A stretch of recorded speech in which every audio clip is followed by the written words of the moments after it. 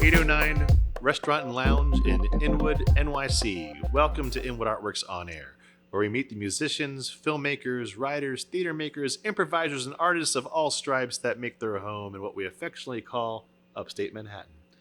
I'm your host, Aaron Sims, and today the artist spotlight is on improv artist and teacher Kevin Scott.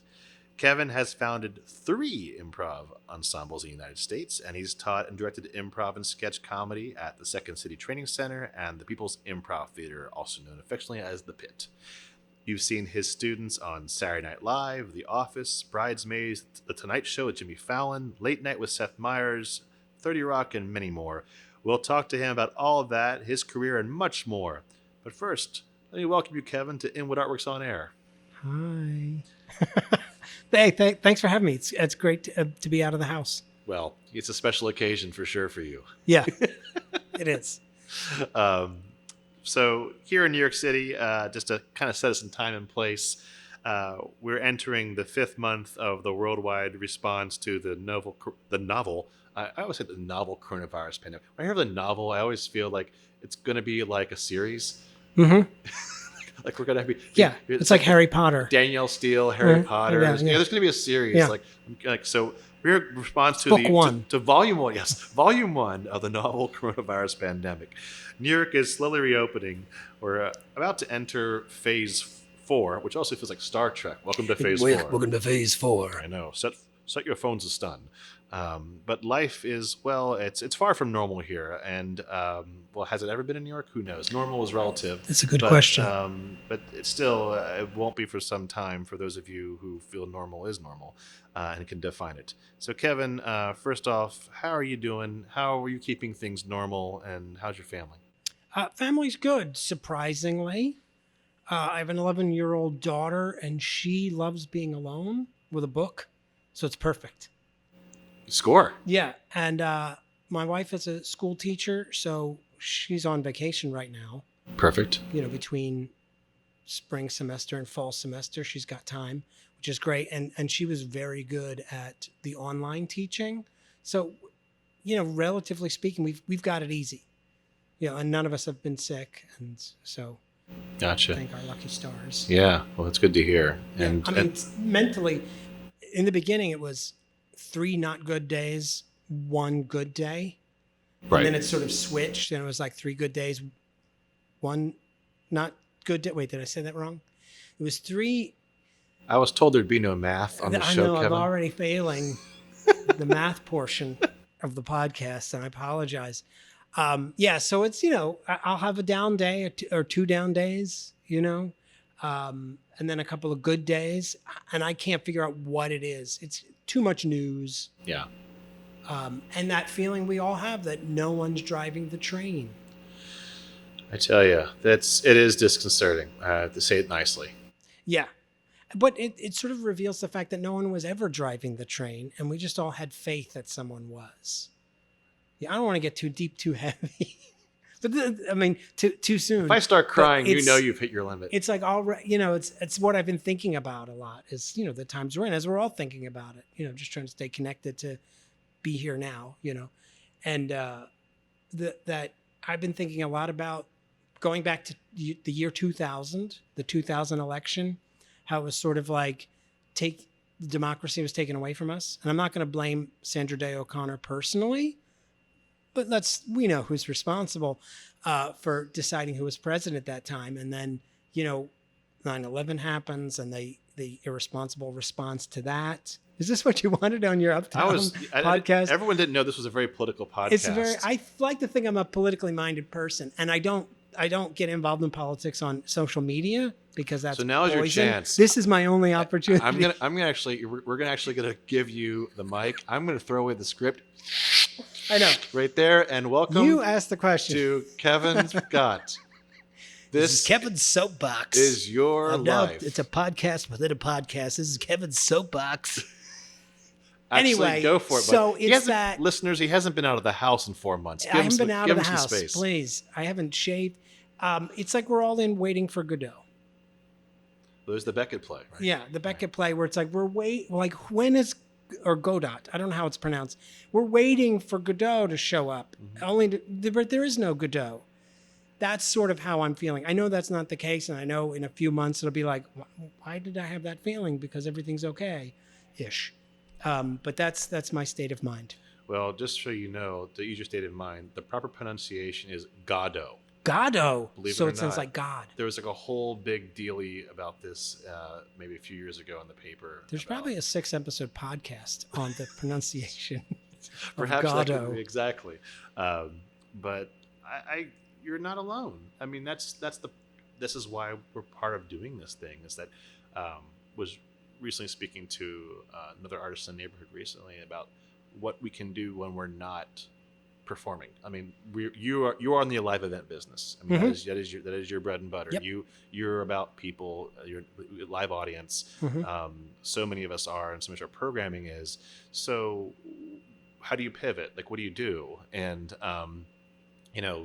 this podcast happens to be something that we already had in the works for a while. That just very serendipitously we kind of premiered during the pandemic, and going, well, this actually works out very well. While we can't usually put you out there, because Kevin's performed for Inwood Artworks numerous times in many different improv configurations, be it with Centralia or with Matt Higgins or anybody. Some of my favorite shows. There was one show we were going to do on the outside of your apartment, and it rained. Oh, the Back Porch Show. The Back Porch Show, and we ended up doing it inside your apartment. And one of the members of our group couldn't make it, and so my daughter jumped in, and I think she was 5 at the time. I remember very well. And I moved all the couches around the living room to create like a big horseshoe U, and put all these little card table chairs. It was like Spanky and our gang's card table chairs. It really was, in my living room. And yet I think we also fit like 30 people. It was great. And we opened both the windows, so you had we could go out on the front porch. You could go on the front porch. Yeah. We have a front porch, for those who don't know. We have a front porch that you could climb in and outside the windows, which you did. Yeah. And so expanded the stage by about like 30 feet. It's so fun. It's so fun. But yeah, your daughter ended up taking, part of it all. And you're just like, it's okay. She'll be fine. Your wife's like, I don't know if this is really appropriate. She's doing it. She's doing it. She's 5. Start smoking up, Johnny. Yeah. She's got plenty of time to go to therapy later. That's right. she has a lifetime to think about it. Mm-hmm.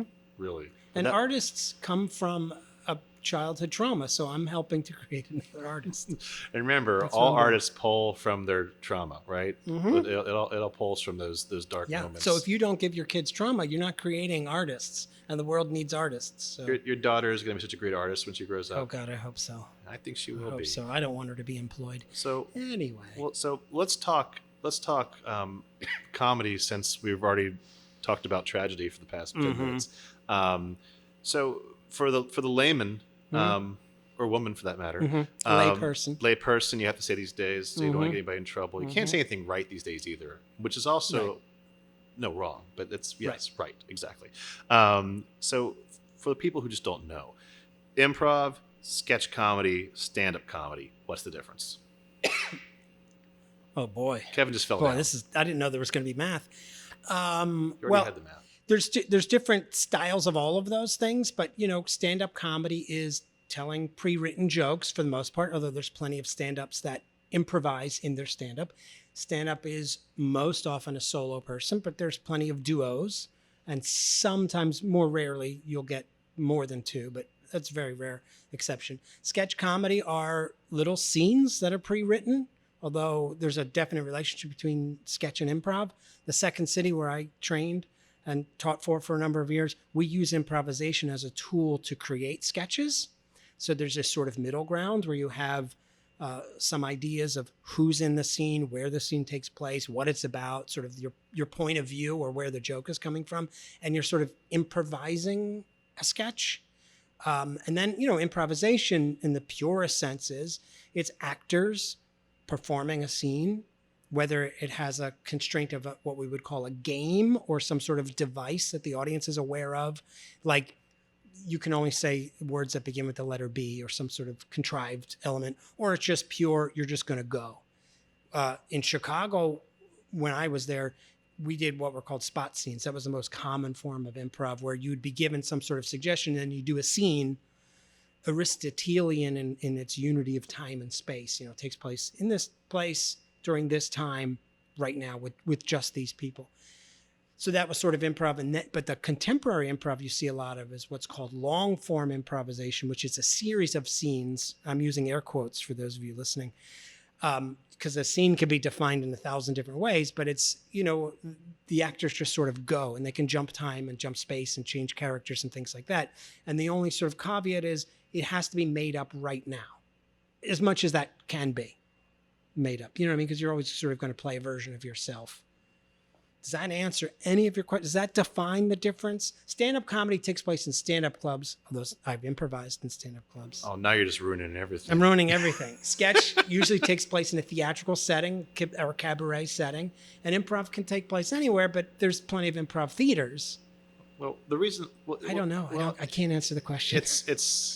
It's a crux to bear, I think, for everyone. Yeah, and it mixes. It all mixes together. Well, and I think that's what I'm getting at in a way by creating the definitions that you just did. Yeah. Because I'm sure you get it, because I get it, saying, hey, I like to try improv or sketch comedy or maybe stand-up.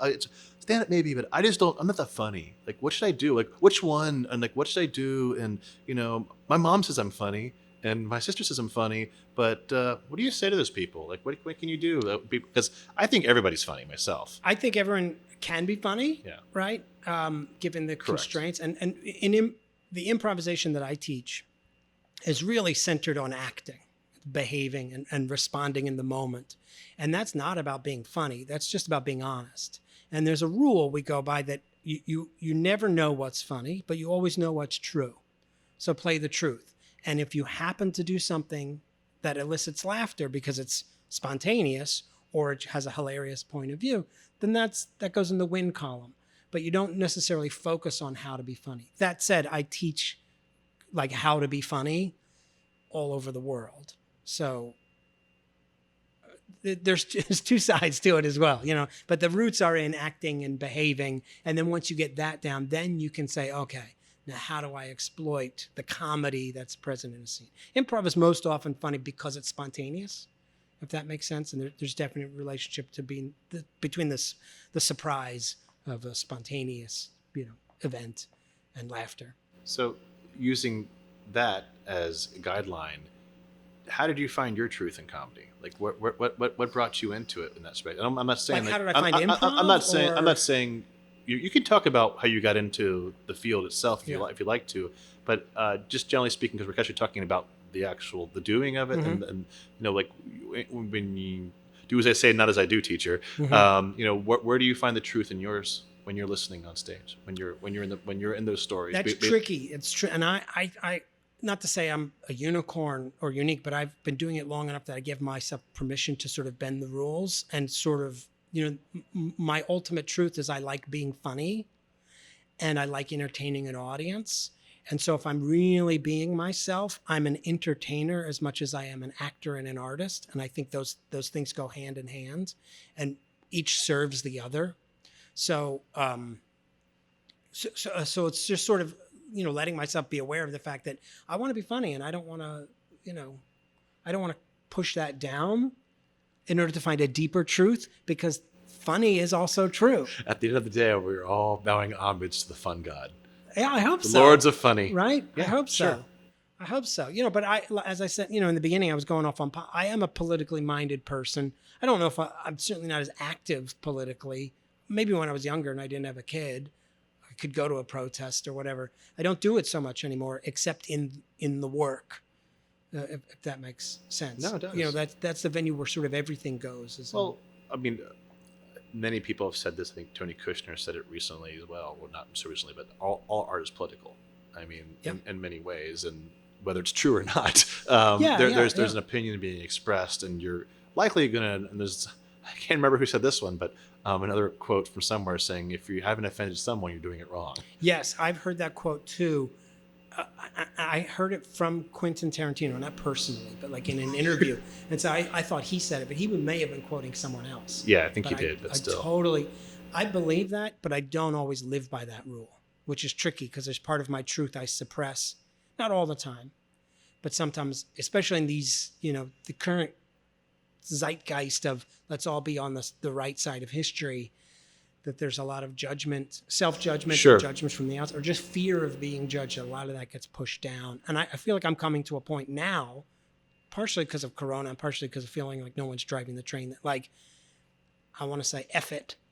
Just, I'm going to say what I want to say, and consequences be damned, because you have to make someone upset if you're going to tell the truth. Yeah, and I think going back to what you said earlier too is that we're kind of getting into the minutia, but I think you're right in saying, like, you don't set out saying, well, you know what, everything has to offend someone. You're just kind of saying, I'd rather go for the funny, and you know what, I'm well aware that this might come off in this direction. Should it do, that may be a chance I'm willing to take or not take in that moment, depending on where you're heading with it. Yeah. With comedy, like, you sort of have license to do it because people assume you're making a joke. If you're doing it right, if you're telling the audience, I don't really feel this way, I'm acting as a character, or I'm making a joke about those people who feel this way, the audience gets it. I mean, if you can indicate to them, I'm being satirical, although a lot of people don't understand satire. Improvisation you can possibly say has become the theme for this year. Yeah. I mean, in very real sense, as many of us attempt to keep our lives just going. Like you said, 3 days on, 1 day off, and each week could be different. And sometimes many different times during the day, you might feel differently, right? Mm-hmm. But we need to keep moving forward, however which way we can, with little time to think about it beforehand. So has life in improv left you better to be able to handle these days, do you think? Yeah, and not just these days, but, like, being an artist, it's a tricky proposition to have a life, especially if you want to have a spouse and a kid and a house and go on an airplane once in a while to see a place. It's, the financial realities make you anxious a lot. And, that's a challenge. It doesn't match the challenges we're all going through today. But in the best times, though, it's a challenge. Exactly. At the best of times, it was always tricky. And it took me a while to wake up to this, the idea that you can improvise your life. I thought there has to be a route. I was always looking for the HR department of the entertainment industry. I'm like, where is it? Somebody has to know where it is. How do I apply? So they can show me how to live my life doing what I do. Exactly.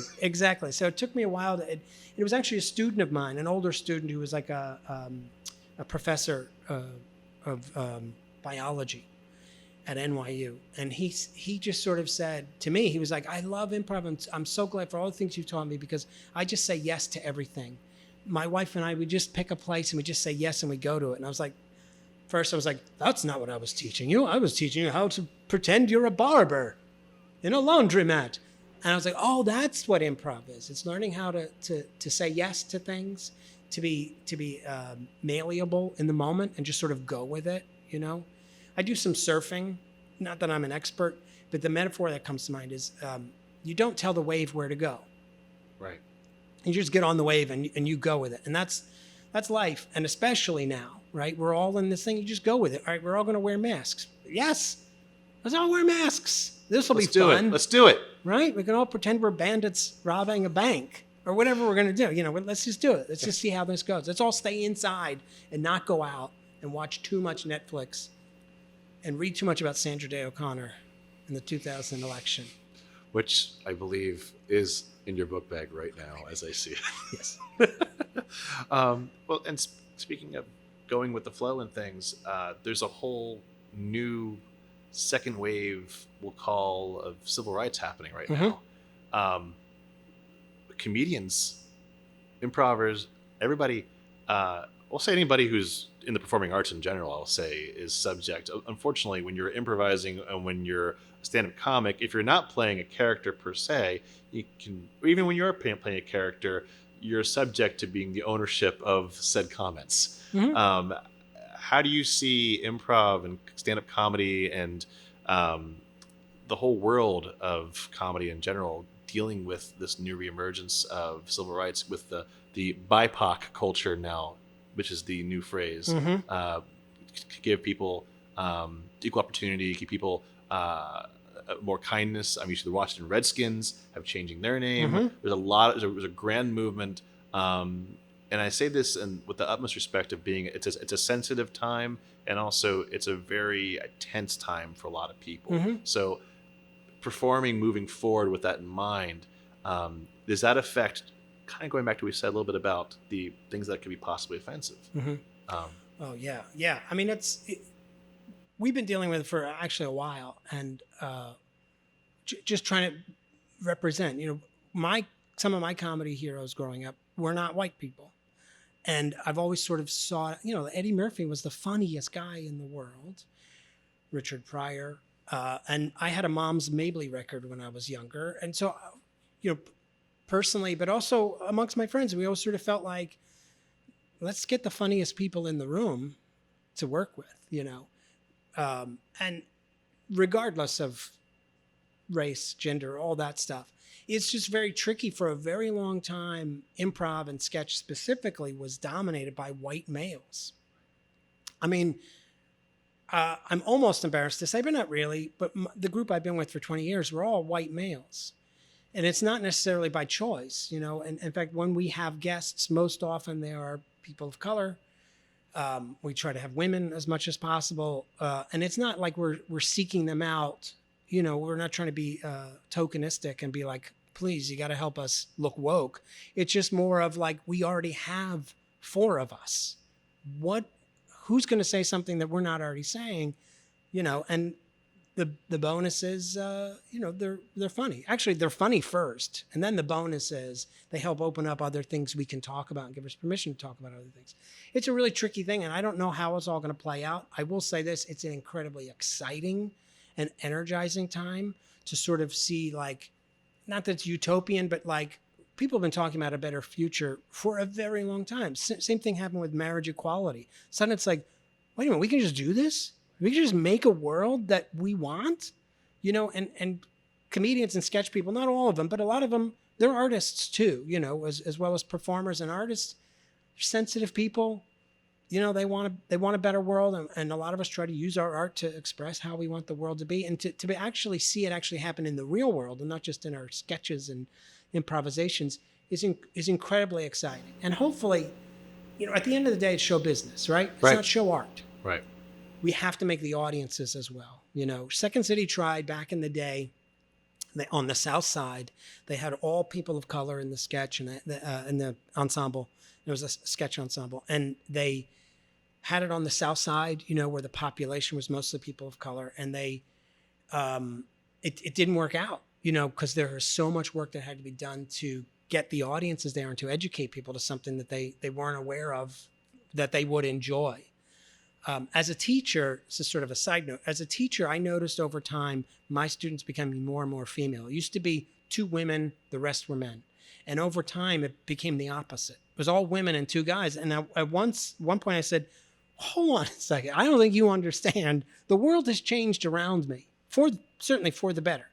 A lot less misogyny you had to deal with.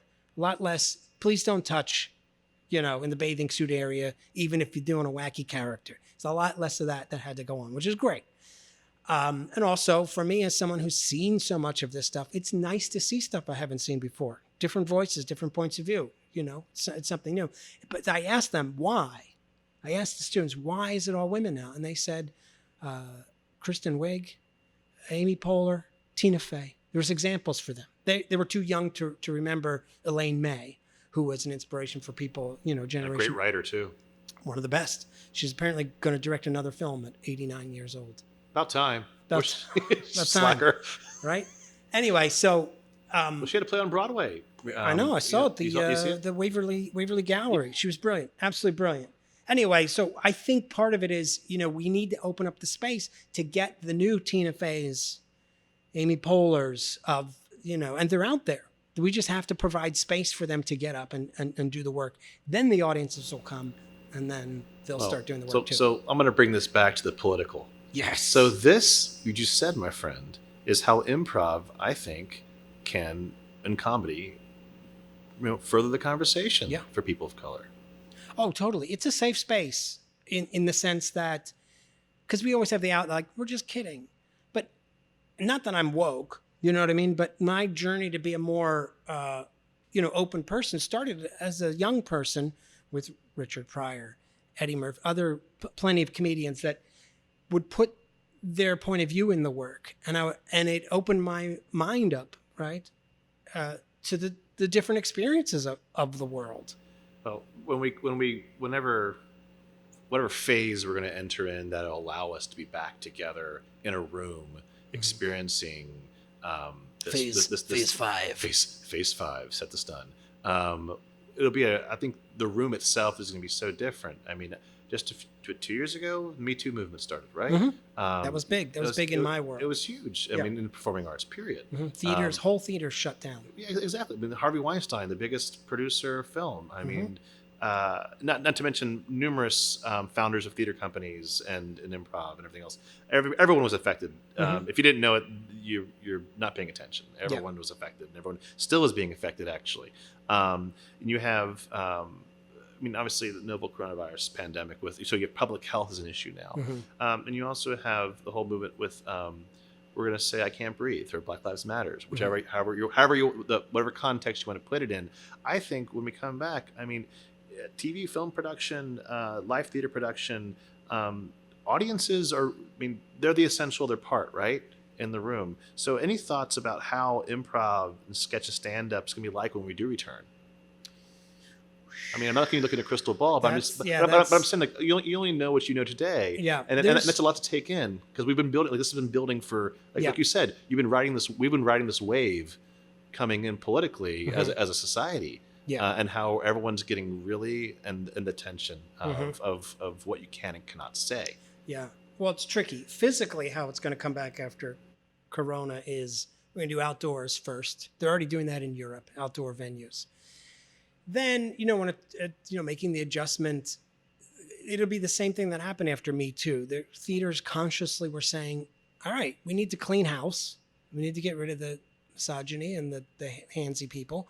And we need to empower women in actual positions, of authority. And so we just need to do the same thing. Those people that want to do that work of color should be given the opportunity to do so. And it's really tough because show business is dog eat dog, if you will. I think it's probably more positive than that, but that's the metaphor that came to mind. Well, it's ruthless. It's ruthless. There's so few jobs, and certain people have to be willing to say, I'm going to sit this one out, or how can I support, other people to have these positions? But the truth is, the power's in the money, right? So we have to put our money where our mouth is. And so we have to support Black artists. If that's what we really want, we have to be buying their records and going to their shows and supporting them financially so they can build their own infrastructures, right? I'm not trying to, that may sound separate but equal. That's not what I'm trying to say, but you know what I mean? Like a place that we can all share in equality, like the lessons of Dr. King, right? Let's all do this together. And so in order for us all to do it together, we have to build it together. Right, we have to build the space we can then play in. It takes all of us. Yeah, and that's it's a really tricky thing. I wish I had the crystal ball. I wish I did too. To say, I think we're just going to do it. My group has enough of a fan base, that we'll probably just perform as we are and continue, as we've always done. Look for opportunities to bring people in that diversify us a little bit. I don't feel like, because the thing we don't want to do is sort of a Chicken Little thing and say, well, then we've got to scramble. And then it's false. If we're going to be true about it, it's got to be somebody we really want to collaborate with. And then it's a win-win if it also happens to bring a different voice to the table. Yeah. But there is something a lot to be said about seeing yourself on stage if you are, Eddie Murphy cites Richard Pryor as an influence because he saw him, and there's, but seeing yourself on stage, be it whatever color or gender you are, or whatever, however you self-identify, I think there's a lot to that. And I'm curious if places like the P.I.T, and I know UCB is going through a whole different restructuring, are going to be mindful of trying to bring up the next generations of people. And I know you're only as good as people willing to pay for your class. So that's to be said. Yeah. So let's put that out there first. But there's, I think, when you have a name brand like the P.I.T and UCB and Second City, there's somewhat of a responsibility, I think, to actually shepherd and hopefully give Yeah, opportunities to and people. there was always efforts made like diversity scholarships and things like that. And the network TV all do this too. They have their diversity fellowships and showcases, but it has to go beyond that. You know what Right. I mean? A lot of it is sort of like, okay, you're in the room, now what? You know, and everyone is expected to be Jackie Robinson. Everyone's expected to steal home, right? And that's not fair. I mean, Barack Obama had to be the greatest president in the history of America, right? He couldn't, if he was as bad as our current president, could you imagine? Could you imagine what would have happened to the country? You know what I mean? And it's not Sandra Day O'Connor's fault, but anyway, they here's what I think. This is a political diatribe all of a sudden, but our current president exists for one reason: to show the world, Because you let him. and show America that the worst white guy is as good as the best black guy. That's why he exists. To say white privilege, look, he's the worst guy in the world and he's president. You brought your best guy, our worst guy is just as good. And it infuriates me to no end because of the disparity and the unfairness of it. We have to open up a space where people of color can be terrible and can fail and don't have to steal home, right? Where they can be bad and they can say the wrong thing and make the same mistakes I've been allowed to make my entire career, right? And it's going to happen because people are now aware of this fact. Before, they thought doing the right thing was having a character like Apu on The Simpsons and say, look, one of our main characters is South Asian. The actor was still a white guy. You know what I mean? And he had to work behind a deli. But now they're like, okay, that's not the end result of the progress. It was a baby step 20, 30 years ago, whenever that show started. Now, you know, so I think all theaters are going to realize that. They're like, it's not just letting people in the room. It's giving them the tools they need to be as bad as our current president, right? And not be kicked out because of it. I think that's definite steps forward, man. I think absolutely. And by the way, are you And- now and are it's- you now in the administration of the pit? Because you But should be. I should be. But listen, you can trust me because I'm a middle-aged white guy. And so I know everything about this. Oh my God. White mansplaining. That's my new podcast. This is a podcast within a podcast within a podcast. Welcome to White Mansplaining in the middle of Inwood Artworks. Well, Kevin, Sorry about that.